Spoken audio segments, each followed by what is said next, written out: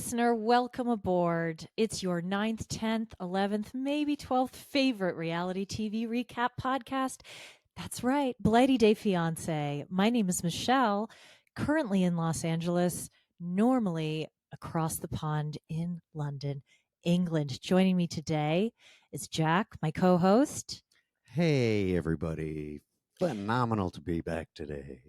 And my favorite third, Diana. Ooh, thank you. I love being the third wheel. Helps make a bike a trike. Thanks for having me, you two. Today we're covering 90 Day UK Season 3, Episode 11. Took us a while to get this done, but we'll get there in the end. This episode is entitled You May Kiss the Bride. Which sort of happens in this episode. Which sort of happens. It may have been a poison kiss. But before we get into it, how are y'all doing? Shabbat Shalom. Shabbat Shalom, Shabbat everyone. Shalom. And to all our listeners, peace be with you. Happy Friday. Happy Friday, however you celebrate.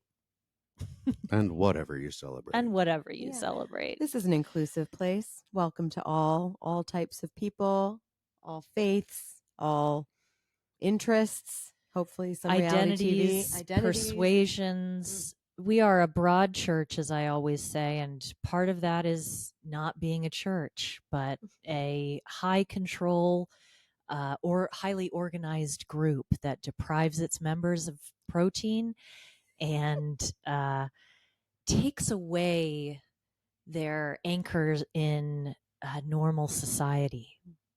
Every time you say broad church, I think in America it should probably be called Grace Point. That's a TV joke, everybody. Oh, goodness gracious. Well, Michelle, Jack, if like me, listeners want to follow you, how do we do so? What do we do? Help us. Well, if you want to follow us, we are on Instagram at Blighty Day. Blighty is spelled Blighty.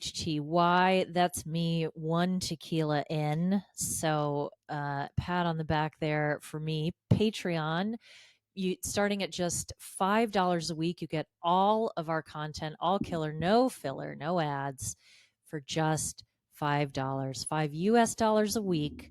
You get all of that plus a bonus episode. This weekend, we've got a quadruple bonus episode for you, or at least a triple. We're going to be recording that tomorrow. And after that, we are never sleeping again because we are covering Love is Blind UK, which is coming up very soon. We've also got Plathville. We're covering now 90 Day HEA, which is now on to the many, many weeks of reunions. Anything else I'm missing out on? Oh, you join our Facebook group, facebook.com/BladyDayBays. Bays is spelled BAES. We have a great time in there. Viewpoints exchanged, solidarity found, community built. Thank you all so much for engaging with each other in such a loving and compassionate way 99.9% of the time. The other 0.01111111% we don't need to discuss. I haven't even seen any evidence of such discord. Mm-mm. Me neither. Okay, can we get into the show? 'Cause I really want to talk about what happened this week, especially with Charlotte and Johan. Johan. Even the guy who married them said Johan. So maybe we've been wrong all along. I guess. I am not buying it. I mean, is that a separate name from Johan? Is Johan a different name, or is it just a different pronunciation? Having famously grown up in New York City around many Dominican people, I can unequivocally say it's Johan. I don't know what this game is, and it only seems to pop up on the UK version, not the American version. Oh, is that true? Am I getting that right? Yeah, you're getting that right. I mean, I would say we wouldn't have Michael go by his Yoruba name. Right. Because I don't think Angela can even pronounce Yoruba, although, she knows how to say husband or wife or something like that. Why do I need to know any of that? Yeah, exactly. I've got a lot of compassion for Charlotte here. Who wouldn't? There's a lot of this wedding was so difficult to sit through and so sad. We were all holding our breaths, just knowing that the other shoe was going to drop at some point. And when it did, it was another woman. Ouch. Actually, we found out it was 2 other women. At least. I think it's multiple. I think we're going to hear a lot more about that next week. But what is good is Johan didn't stand her up. He was at the wedding, and so they actually did get married. Yeah, I don't want to over-index all the things that we brought up before. I'm somebody who has little to no patience when it comes to people being late for things. Same. CF. Yeah, people who I'm not going to mention who are habitually late. But even I could be persuaded to think differently in this context. Well, I mean, I just have to say, even for example, something that you've been experiencing is the difference between time in London and Los Angeles, which they do run a little differently.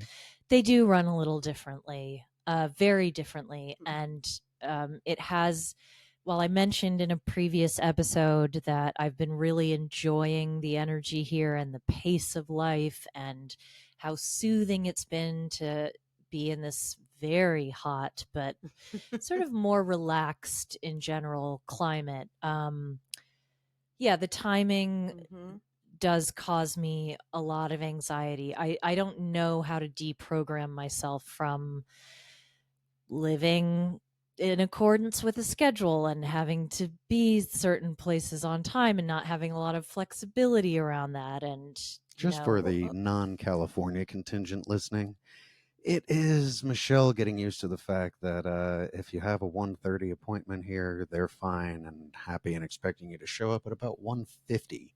Yeah. So there's like a 20-minute leeway in Los Angeles. As New Yorkers, Jack and I came here very uptight with timing. I mean, me more so, being on like a real schedule and always being on time. And it's taken us, we've lived here about 10 years now, and it took us a number of years to deprogram that timing thing where it was like, oh, okay, I have to go to an appointment. I would call if I was going to be 5 minutes late. And I literally had doctors or, the people who answer the phone laugh at me for calling. They were like, okay, you're going to be here within 20 minutes.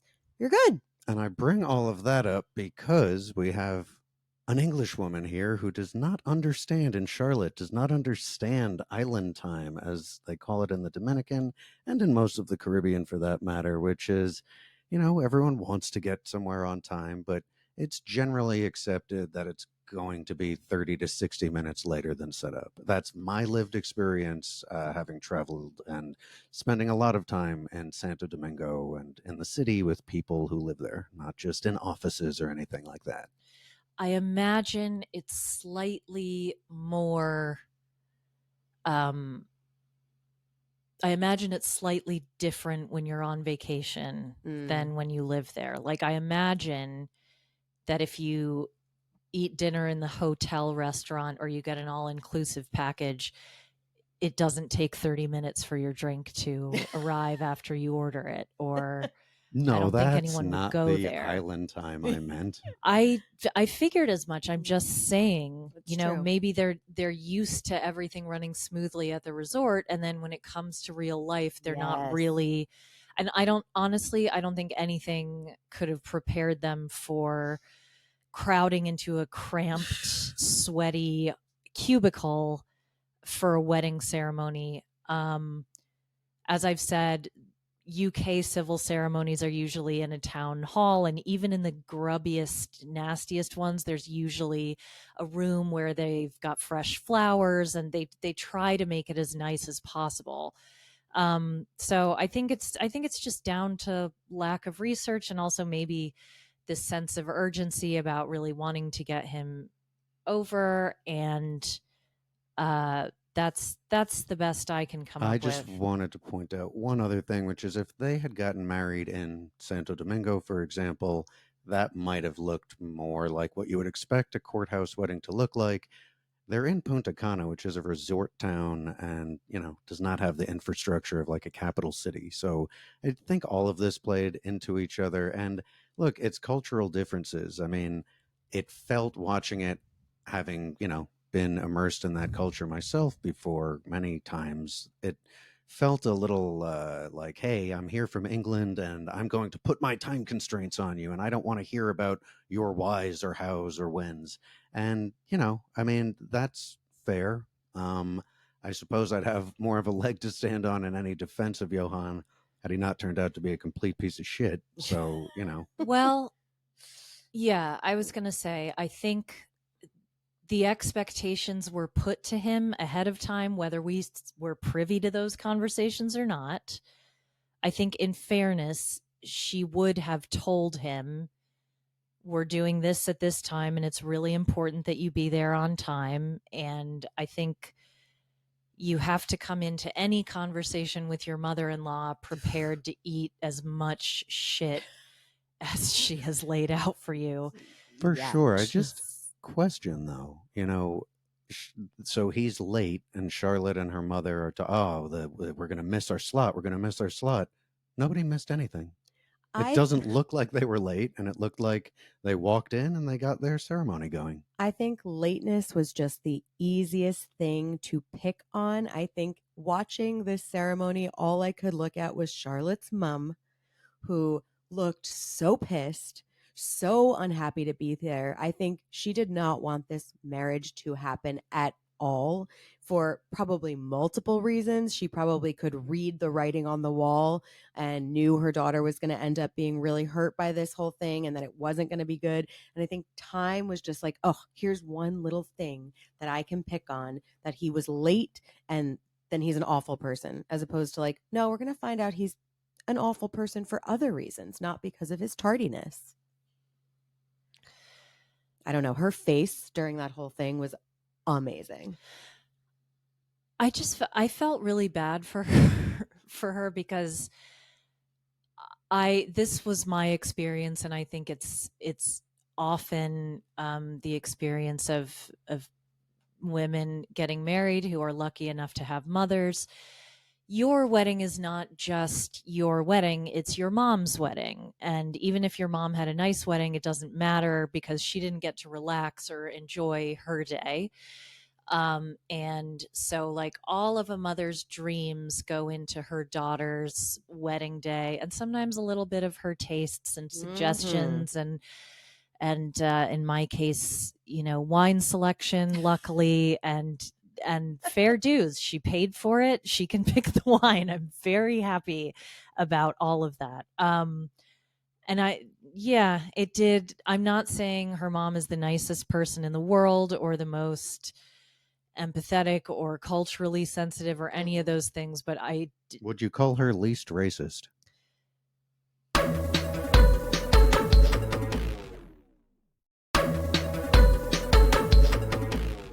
It felt racist to me. That's why I'm asking. Oh, like a little Yeah, a just little bit. There not was xenophobia understanding. going on when she sits down, when her mom sits down to speak with Johan. It felt like, yeah, cultural stuff that you're explaining. I don't care. You're wrong. You should have been here on time.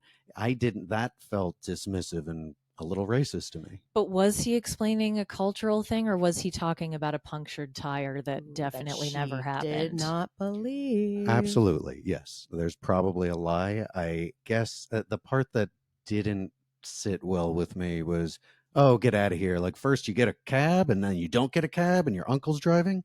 I've literally been in that situation there before. So, look, it just felt a lot like this isn't the UK and I'm angry that we're not in the UK. That's a lot of what I felt from her She mom. probably is. And there's a lot of disappointment, and she needs somewhere to Mhm. put it, and it can't be on her daughter. She can't say to her daughter, you really disappointed me by getting married in this hot, sweaty cubicle. I wanted the church down the street where you were baptized. I wanted you to marry somebody from our hometown. I wanted you to Closer to your marry. age.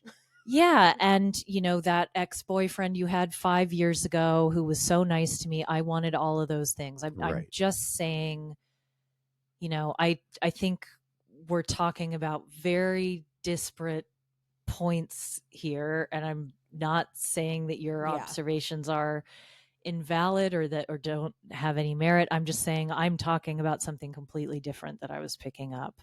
Well, And I'm not sure that she was being intentionally racist or xenophobic in that conversation. I think she was extremely uncomfortable and very angry and just wanting better for her daughter, and I think she expressed that as best she could. I don't think she said half the things that were on her mind. yeah, and she is thinking about that he's now that they've married, he's going to be coming over to the UK. So although they're not in the UK during this experience, so I can definitely empathize on that side of like, no, you're in the Dominican Republic, so you kind of have to go by the DR rules instead.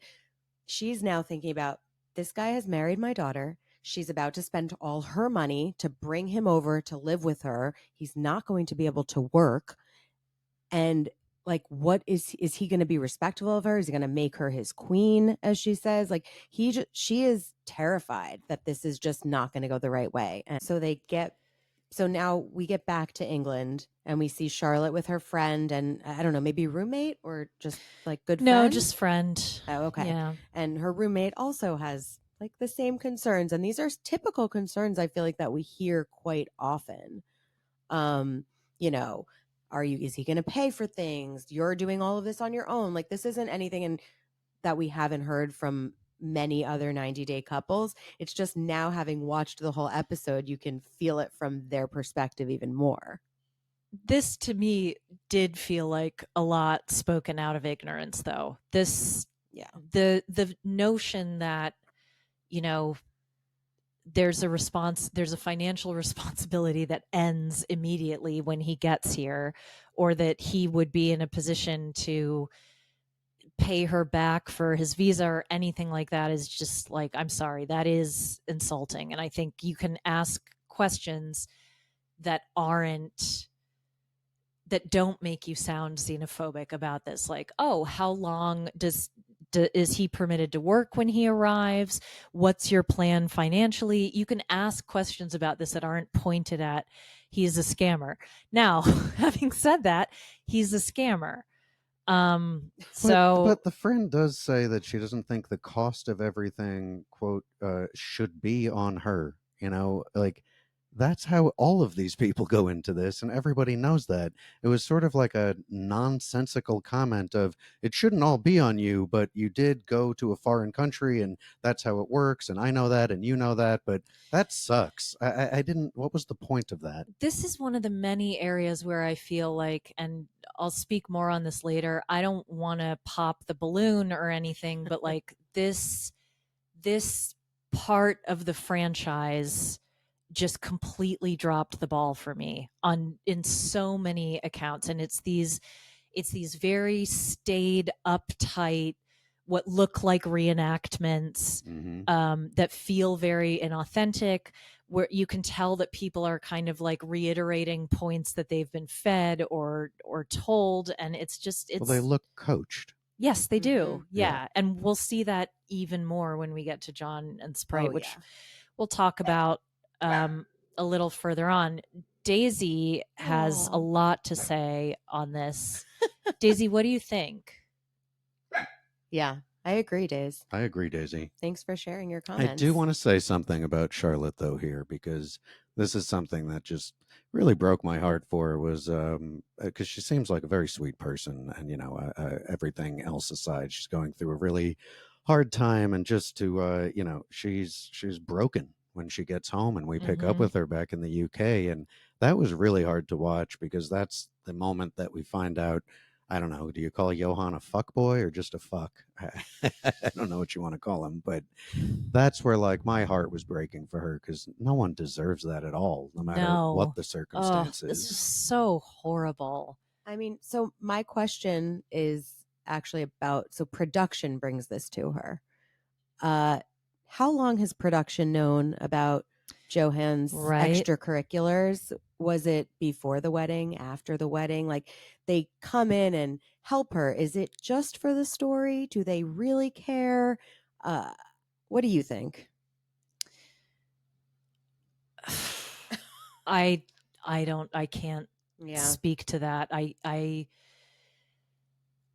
It's a tough old world, reality TV production. I'd like to remind everyone again that these people aren't getting paid appearance fees. They probably get paid for the reunion, and that's it. And this is, you're making the difference between the US versions and the Yes, yeah. So it's not like this is happening to her and she's crying all the way to the bank. Mm. This show is classed as a documentary for filming purposes in the United Kingdom, which means the cast gets a per diem of, like, I don't know, 30 pounds, 60 pounds, enough to buy lunch and dinner.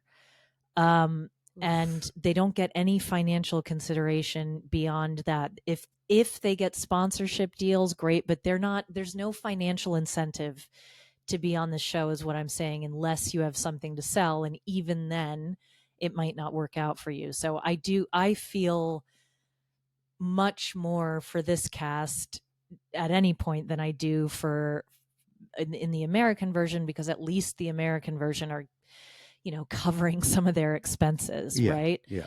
But this is a hell of a thing to go through on television. If I put myself in the shoes of a producer, if whatever serves the plot, you can talk yourself into, and often in reality TV production, they tell you, hey, look, this person wants to be on television. This person wants to be famous. So let's make them more famous. Let's generate some buzz around them. Let's help them get this interview and you can be persuaded pretty easily to withhold essential information. Not that I'm speaking from personal knowledge or experience. I couldn't possibly.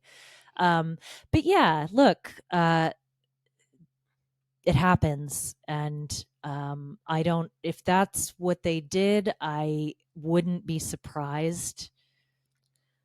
Yeah, well, I guess either way, I just, like you both, I feel terrible for her. Whether she, like she says, was really in love with him or just maybe in love with the idea of everything. Like, she went all in financially, emotionally, like time, consuming. She put everything into this, and then to find out she's been duped, that's horrible. And none of us would ever hope for somebody to be in that position. It feels degrading, demeaning, it feels demoralizing. And, it sounds like she says she's not weak. And I feel like we're going to see some redemption next with her kind of taking back her power from him. So I really hope that's true. And Charlotte definitely is not weak, to even survive getting through all of that and going home and trying to put on the brave face to take the next steps is very, very impressive from her.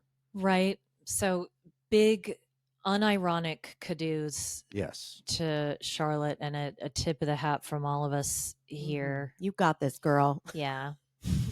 Dodged You a really bullet, do, though. right? You're Yeah. so much. Yeah, you deserve better, and I hope that this experience is not all for naught. Absolutely. Puppies, babies, orange juice. It's Coffee. Nicole and Tahare. Ay, Well, this had a much It was nice. happier, it was nice. upbeat. This look, I won't beat it to death. This one felt massaged also, but at least it was massaged in a proper way, in the sense of it making things feel a little bit nicer and like they're headed in a direction.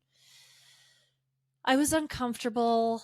I was triggered by the wiener dog Penny.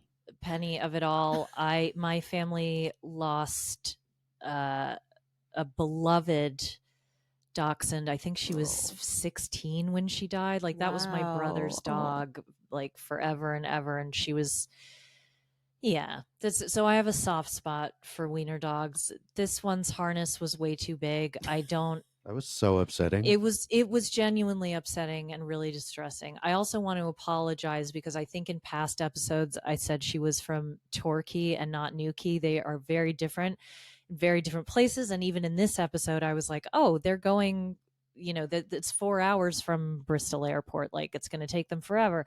No, it is in Torquay where I have been. I've been to both places. Torquay and Devon is so beautiful, especially in the summer. I highly recommend it. It's a walkable city. Mm. It's the beach is absolutely stunning. The air is fresh. The food is nice. There's really fun like dinosaur type shit going on there that you can do with kids. Ooh, And Torquay, the place to Well, it be. sounds like Tahare lucked out here a little bit because this is his first trip ever leaving Egypt and his first time on a plane. So it sounds like he's going to a better destination than some other people wherever they end up in the UK. look, small towns can be difficult, and I don't. I'm not dissing anything. I was just referring to forgot the name of the town. It was Marcy last season. Do you remember? Clacton. Oh, Yes. it was empty. It was like a Yes. ghost town, unless it's, I think, the season. I don't know. Yeah, I can't talk about that because I've got in-laws who live out Oh. out that way. Well, I'm not saying looks anything bad. I lovely. just said in the winter it looked a little Does Torquay desolate. have like a pretty large or respectable sized Muslim population? I mean, is he going to be able to find a mosque or places where he can find, like-minded people to celebrate his, religion with? Maybe not Torquay per se, but there's bigger city. I mean, Bristol certainly. Okay. There's other places, and I know Bristol happens to be my favorite city in England. So I'm very partial to Bristol myself. I'm sure they have something in the way of a cultural center out there. I will say the West Country is a little more retired and a little more uh what do you call it, homogenous than the rest of the country. So you might have to travel a little bit out of the way, but Yeah, they might but yeah, when she and people made a big deal out of this before. Yeah, in small towns, if you're out and you don't order alcohol, somebody might look at you funny and somebody might be nosy and make a joke or whatever, but it's not like that's not the order of the day. Like generally people mind their business and they're pretty decent, but I understand why she would anticipate that people might not be very friendly to him, because in any small town, regardless of where you're coming from, if you're an outsider, people are going to look at you sideways anyway. Yeah, but So she was being weird because he's like, "Can I have coffee?" And she's like, "Oh no, they don't have that here."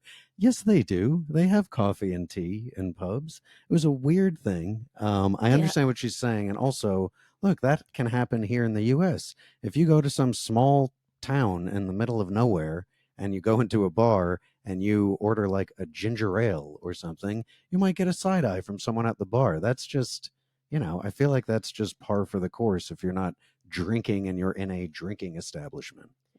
how do you think what kind of treatment do you think Tahir would get at crazy Angus's roadside Sweet Baby Ray's barbecue shack. Yes, Sweet Baby Ray's hot Hazelhurst rib and pork emporium? well, somebody would definitely spit on him, because that's what you do in that Well, place. Is everybody you spits spit. in that place.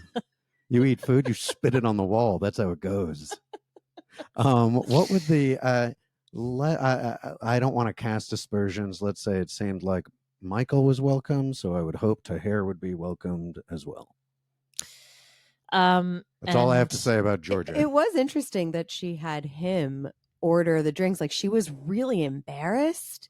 I'm like, this is your town. And he was actually really friendly and sweet and had a very nice interaction with the bartender and the the woman at the bar, which made him feel really good. And it was actually nice to see him having a good time in this new place. He also had a nice interaction with her dad. Like I think he had a great intro to England. He's in the car. We see him quickly saying he's homesick when he first gets there. Totally understandable. We see that he gets to sleep in sort of on his first day, but he has to walk the dog, which was triggering, which we'll get to. But he's at the bar. He ends up getting an orange juice and a coffee, and everyone's real happy to meet him. He seems. I do want to point out, because this is something we always talk about, he seems very happy to be there. He's saying he's happy to be there. And despite their weird ordering nonsense, it seems like Tahare and Nicole are getting on pretty well since he got there. Well, they're obviously getting along in one sense. Yep, that's where I was going. Because there's a baby Yay. along the way. Congrats. And congrats Congratulations to them, and best wishes. Yeah, the last time we heard them talk about the possibility of babies, they were talking about the very different ideas on how they wanted to raise their children. So, well, it seems like they got pregnant without having any further discussion about any of that. It's always recommended. Must be nice. But yes, we were all getting very anxious watching the dog in that scene. Like, oh God, he's not a dog person. Between the three of us, we have 4 dogs. So. That was massage bullshit too, because you don't go from I don't know how to walk this dog to I'm running on the beach with this dog and the dog's fine. Off the leash. Yeah. Well, that harness, that's not his fault. That harness is ridiculous. That's like a harness for a big dog.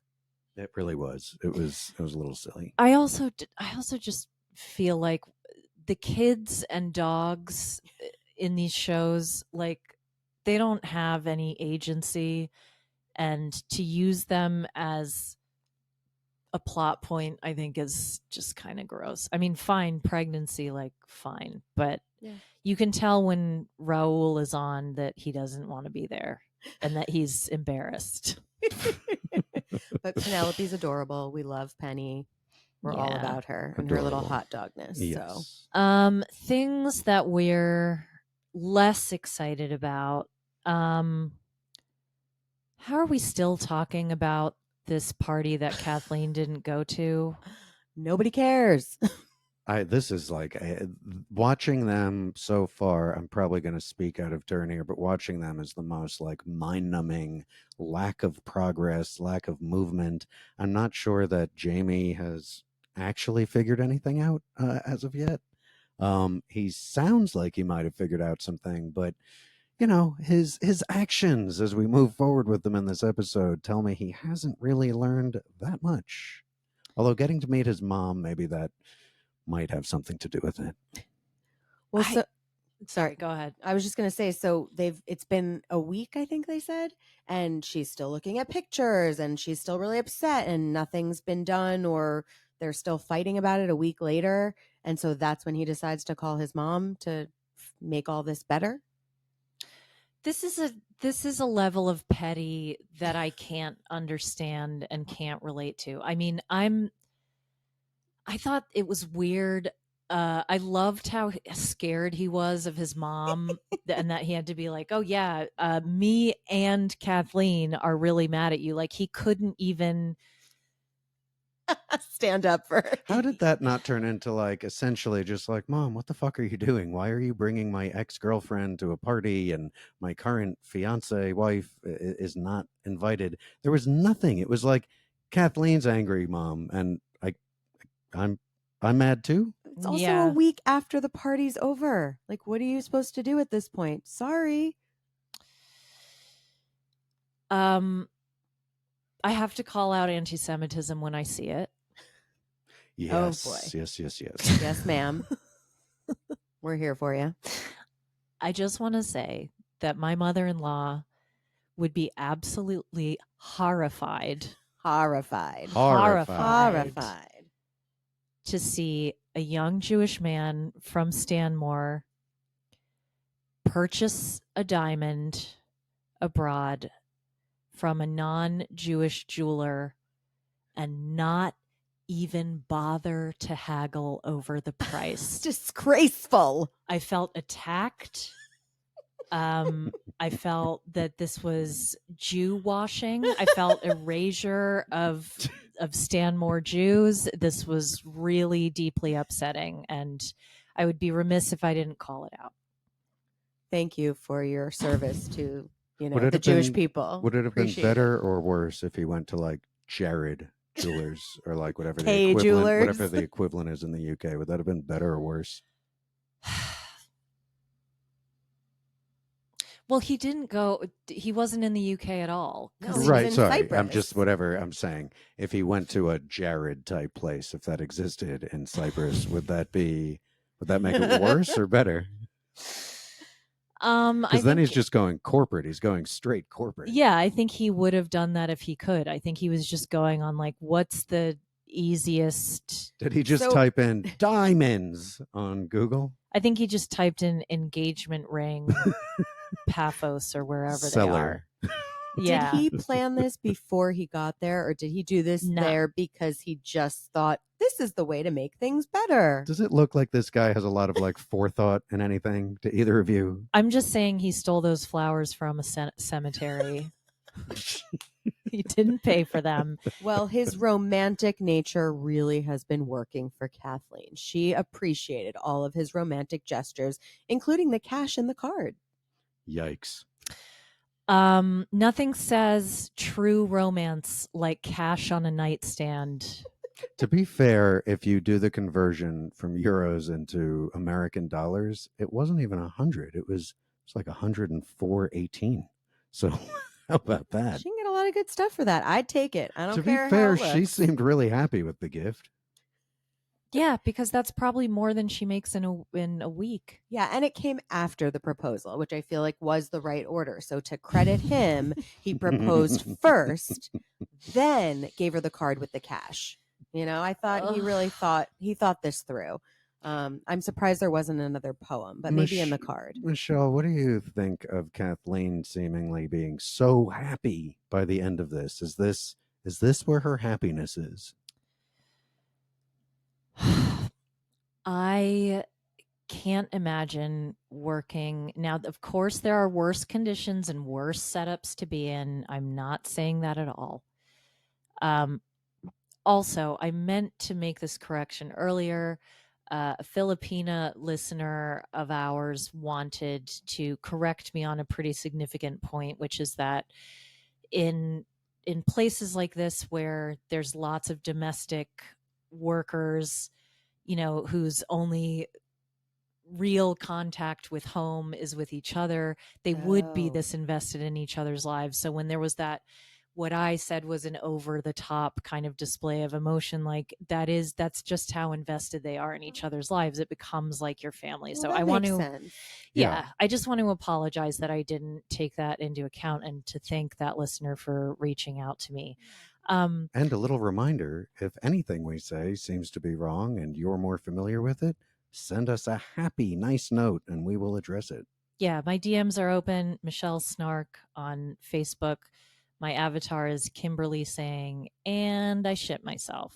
Not Kimbali, but, the one who loved garlic. From the other way in India, in Jaipur. Yeah. And I just want to say soon, very soon, I will be able to share my name on there too.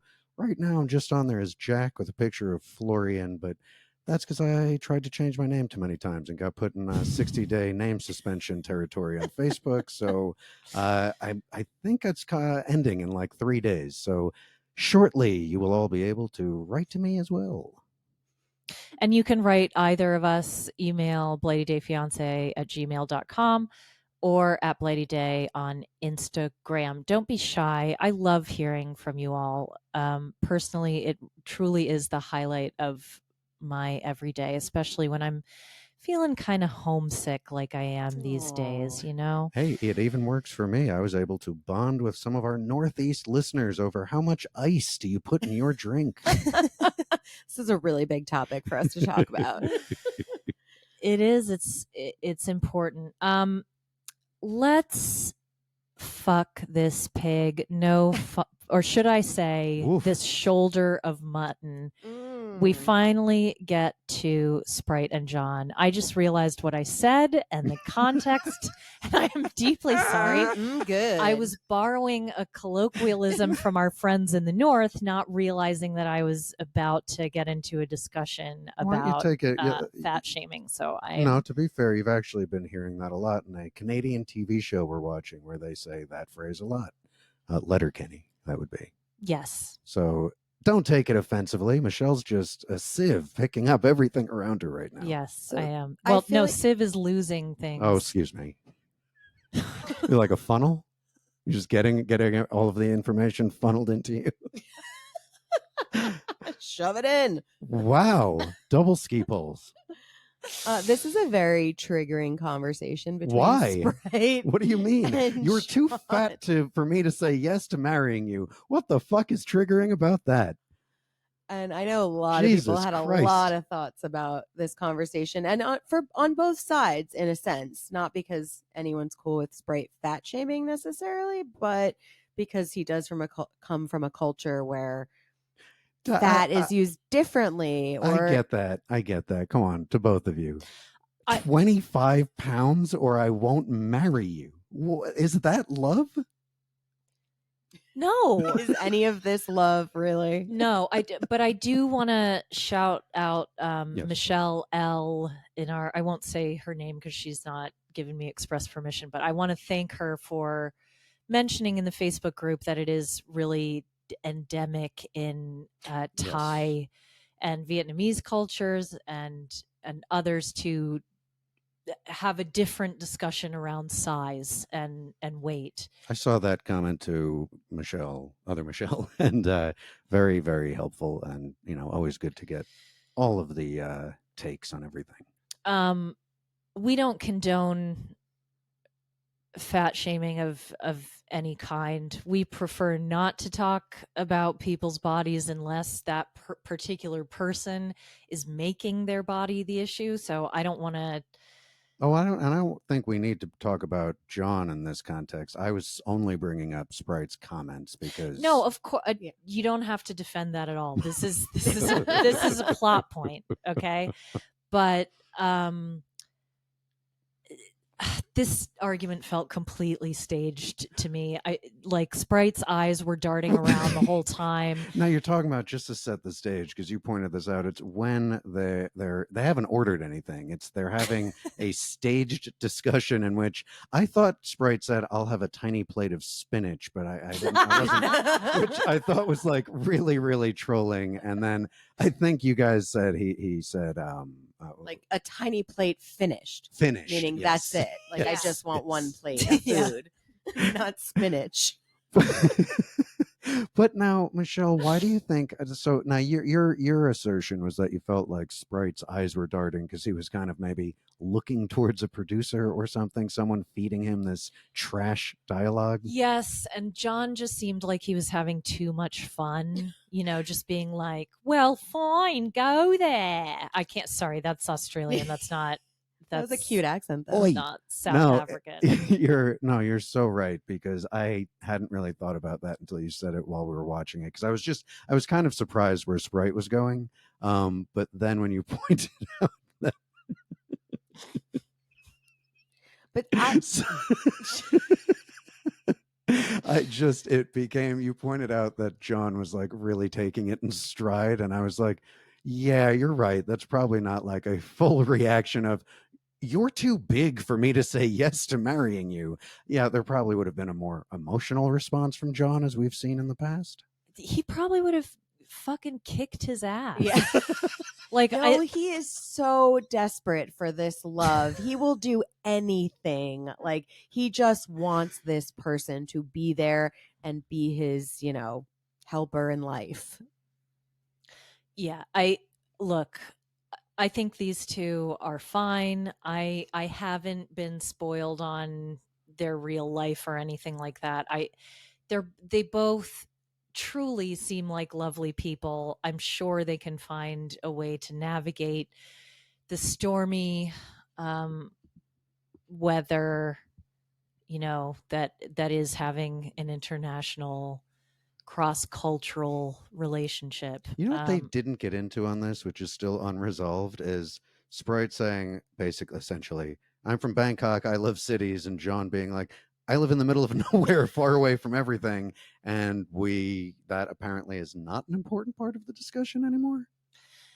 Yeah, that was interesting, but I said it before and I'll say it again. John does a whole lot of I'm doing all my favorite things. I'm doing all the things I love. I've set up the home the way I like it. What I'm more eating do the I have food to do I for you? love. I'm going on picnics in places I love.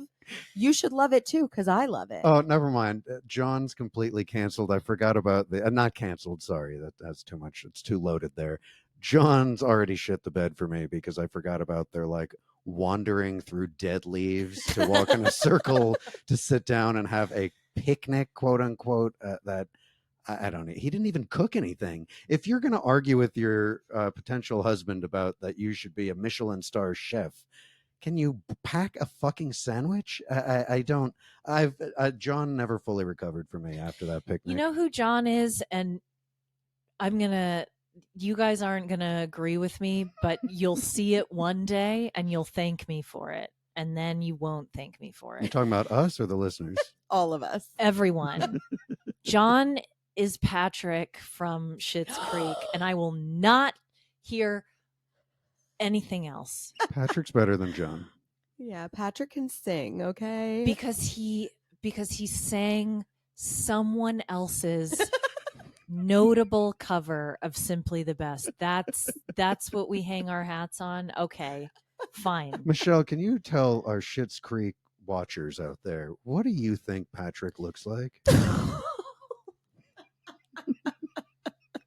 Michelle is not the biggest fan of Patrick, if I you don't- hadn't figured that out I yet. don't like him, and I don't think he was ever. I think that if we were to return to Schitt's Creek, which would be I hope incredible, so. David and Patrick would not be together because Patrick married David, being like, I can change him. What body part did you say Patrick looked I'm not like? gonna respond No, to that because you're. Is that offensive? It's not her, it's what they say on the show. Oh, that he looks like a thumb. Yeah, that's Yeah, all I Ronnie, you were gonna say Ronnie on the something show else. says he looks like a thumb. Yeah, he does look like a thumb. A thumb, and then Diana threw out a great line from the very recent 1992 hit "A League of Their Own," saying he looked like a little penis with a hat on. Now, I love that does line. John look like a thumb or a penis with a hat on? Both. But he's hairier. So do with that what you will, folks.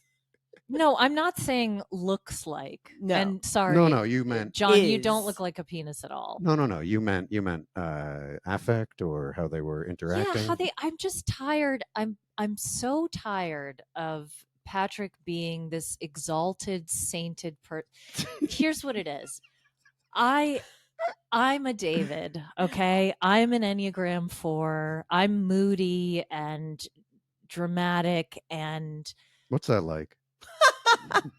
well, I think you know because you're also an Enneagram 4 supposedly. Oh, that Oh means my- one of us ain't getting out of this room. Lord help me. There's not very many of us, but the character David Rose is one. And I'm sick of this narrative that in order to be our best selves, we have to change something fundamental about who we are and germane to our character in order to deserve love.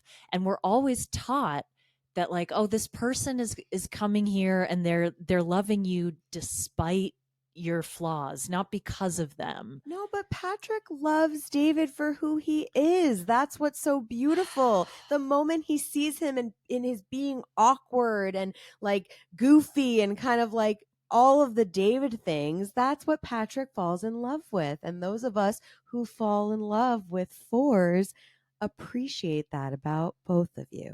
You know what I have All to of say about you. that? You're simply the best. Better than all the rest. It takes more than a half decent falsetto to win my heart. That's all I'm saying. And What about I a think low he could have, rumble? I think he could have done a lot better. and I wanted more for him, and I just think So you're upset here. If you haven't seen the end of Schitt's Creek, skip 30 seconds. So you're upset that David and Patrick end up together and he's the only not a shit. What is he? Rose. He's the only Rose to stick around in Schitt's Creek at the end. You don't love that ending for David. I don't love that for him. I think he'll enjoy it for a period of time, and then he'll start climbing the walls. I believe that even though that show is supposed to take place in America, which it doesn't, it's in Canada. David ends up in Toronto and gives Patrick like an ultimatum, like you can come with me or not. I feel like that's where their story goes. I think Patrick put David in an emotional chokehold from the day they met and never let go. He's like a fucking anaconda. Woo! Wow. Hot takes on Patrick. Well, if you are a Schitt's Creek fan, let us know. And you want to we're weigh happy, in. We're happy to talk more about Schitt's Creek, as you can tell. We would happily do an episode on Patreon. Yes, we would. But for now, we're going to leave this here, and I'm going to say, I am Michelle. My name is Michelle, and I am Michelle. And nothing gets between me and my 3 a.m. nightly cheesecake. I'm Jack, and whichever one of you my mother doesn't invite to the next party, I'll make sure to half apologize for myself. And my name's Diana, and like Sprite says to John, shh. We love you. That's it.